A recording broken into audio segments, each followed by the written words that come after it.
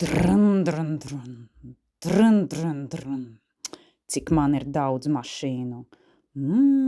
Sarkana, dzeltena, balta. Tā, mašīnas stāv rindā. Čau, bērni! Es esmu vilks ar zobiem klats, un šeit man ir mašīnas. Dzeltena, violeta, sarkana, zila, balta, melna un pelēka. Tagad saskaitīsim tas. 1, 2, 3, 4, 5, 6, 7. Kopā man ir 7 mašīnas. Kā jūs domājat?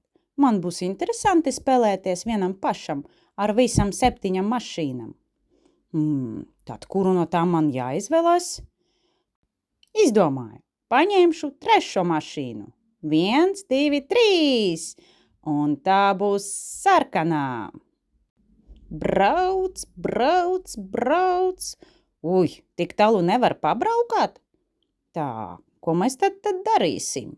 Mēģināsim vēlreiz. Ups! Atbraucā! Forši! Bet viena mašīna, tas ir pārāk skumji. Varbūt paņemt vēl vienu? Drin, drin, drin, drin, drin, drin. Nu, re! Tagad man ir 2. Sarkanā un dzeltenā. Ziniet, bērni, jums dārziņā ir ļoti labi. Jums tur ir daudz draugu, bet man jāspēlēs vienam pašam ar sevi. Kur ir ēzis? Čau, bērni! Čau, vilks! Cik tev daudz mašīnu? Es arī gribu tādas. Varas paņemšu? Varbūt tomēr paspēlēsim kopā? Mašīnu ir daudz. Tev arī pietiks. Atdod man sarkano.